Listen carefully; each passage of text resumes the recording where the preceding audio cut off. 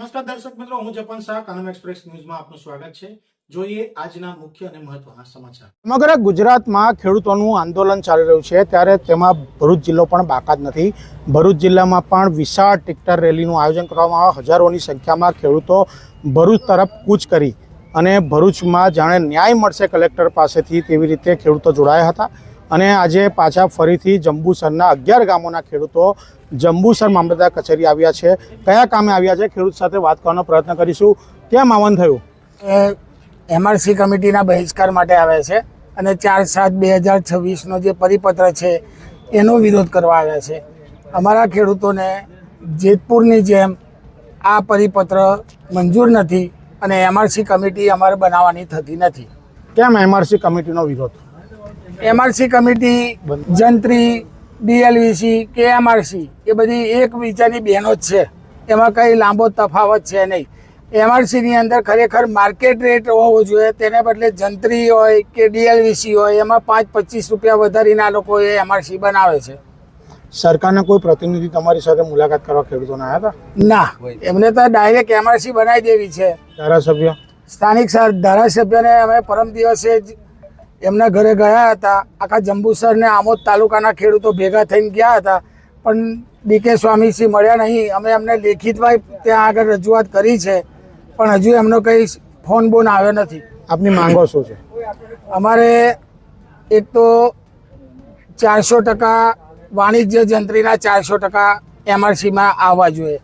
આરઓડબ્લ્યુની ગાઈડલાઇનમાં 400%ના 50% આવવા જોઈએ અને જે ખેતરમાં તાર ટાવર જાય છે એને 15 કરોડનું વીમા કવચ મળવું જોઈએ। કોઈક આકસ્મિક અકસ્માતમાં કોઈ ઢોર કે કોઈ ખેત મજૂરનું મૃત્યુ થાય તો 15 કરોડનો વીમો મળવો જોઈએ। સરકાર નહીં આપે તો શું કરશો? સરકાર નહીં આપે તો ફરી આંદોલનો ચાલુ જ રહેવાના છે। થાંભલા કાપી નાખી દઈશું। થાંભલા કાપશો તો પોલીસ નહીં પકડી છે? પકડી જશે તો અમે ઘેર બેહવું કે જેલમાં જવું, હરખું જ છે ને। આ હતા ખેડૂતો।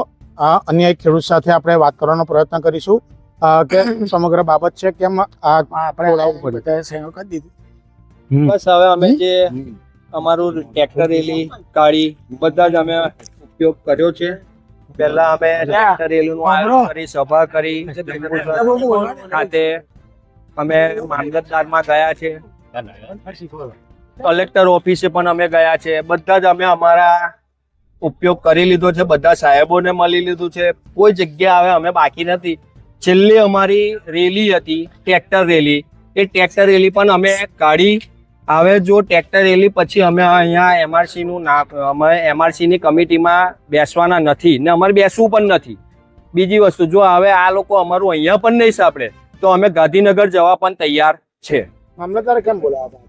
મામલતદાર સાહેબ એ એમની ફરજ છે કે આગળથી જે એમને હુકમ મળ્યો હશે એ પ્રમાણે દરેક ગામની અંદર જઈને એમઆરસીના કમિટીના એક પ્રતિનિધિ ચૂનવાનો છે કે ગામના કોઈ પણ એક ખેડૂત, બધા ખેડૂતોની વચ્ચે એક ખેડૂત તૈયાર થાય અને બધા ગામોના 11 માણસ ત્યાં આગળ કલેક્ટર સાહેબની ઓફિસે જઈને ત્યાં આગળ એમઆરસી જે નક્કી થાય છે એ પ્રમાણે એમને નક્કી કર્યું છે કે કેટલા પૈસા મળશે ખેડૂતોને। પણ પહેલી વાત એ જ છે કે અમારો જે જીઆર છે 4/7નો, એ જીઆર જ અમે નાબૂદ કરેલો છે કે ભાઈ અમારે તમારી માર્કેટ વેલ્યુ કમિટીની અંદર અમારે બેસવું જ નથી, તો પછી અમે અમારો પ્રતિનિધિ કેવી રીતે તમને આપીએ? આ માંગો પૂરી નહીં થાય તો આગળનો કોઈ? હા, આ માંગો પૂરી નહીં થાય તો અમે દરેક જિલ્લા વાઇઝની અંદર અમે હવે એવું નક્કી કરીશું કે હવે અમે ગાંધીનગર જવા ને ત્યાં આગળ બેસવાના જ છે। અને ત્યાં આગળ એવું નથી કે ગાંધીનગર જઈને અમે એક દિવસમાં સવારમાં જઈશું ને સાંજે અમે પાછા આવી જઈશું। અમે અમારું ટિફિન જોડે લઈને જ જઈશું। અમે 3-4 દિવસ, 5 દિવસ, 10 દિવસનો પડાવ ત્યાં આગળ રાખવાના જ છે। જ્યાં સુધી અમારી માંગ પૂરી નહીં કરે ત્યાં સુધી હવે અમે ગાંધીનગરથી હટવાના પણ નથી।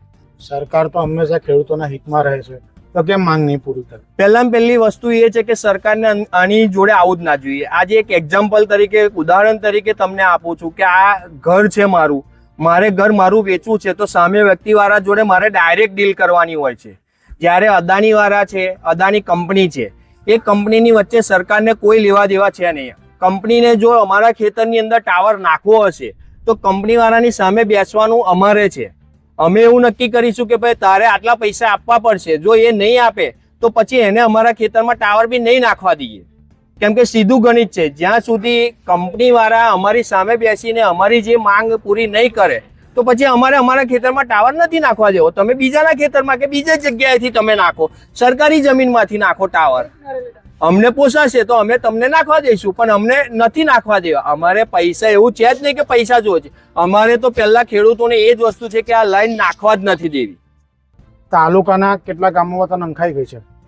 નખાઈ ગઈ છે એનું કારણ બી છે કે પોલીસ પ્રોટેક્શન લઈને આ લોકો એમની જ્યારે શરૂઆતથી તાનાશાહીથી એમને લાઈન નાખી દીધી છે અને ખેડૂતોને ધાક ધમકી આલીને પોલીસ પ્રોટેક્શન લાઈને આ લોકોએ એમને લાઈન તાર બધું નાખી દીધું છે. પણ હજુ એ લોકોએ જે તાર નાખ્યા છે, લાઈન ઊભી કરી દીધી છે, પણ હજુ ખેડૂતને કોઈ પણ જાતનું નુકસાનીનું હજુ એ લોકોને વળતર નથી મળ્યું. પાક નુકસાનીનું વળતર હજુ આ લોકોને કોઈ ખેડૂતને મળ્યું નથી.